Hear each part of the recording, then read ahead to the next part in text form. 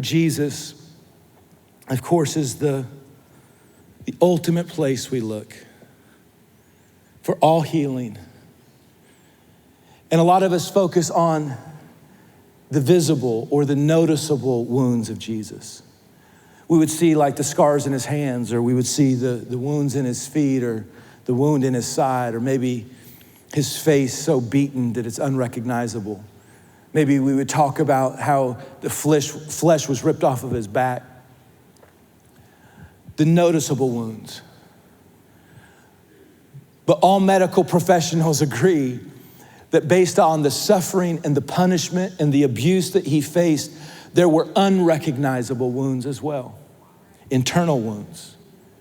Most medical professionals that study the effects of a man being beaten that many times by the fist of other men and by being flogged with the clubs and the staffs and the sticks repeatedly in his head would have been suffering through his collapses and through some of his moments on the way to the cross. He would have absolutely been suffering from a mental concussion. No question. And this is my point. Every wound has a purpose. His stripes are for our healing. Come on. He was bruised for our iniquities. That's the generational curses in our life. We could go through every wound, but it has a purpose. And this is what the Bible says. He was wounded for you. Every wound was for you. He didn't just die on the cross for our sin, our guilt, our shame, and our sickness. He also died for every area of our life that makes up who we are as a person: body, soul, and spirit, mind, emotion, and relationships.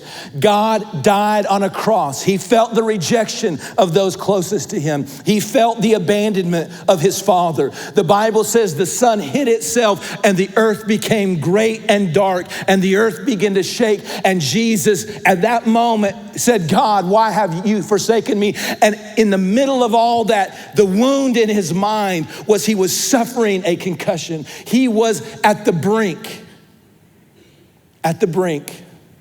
of the worst kind of emotional and mental trauma you can experience.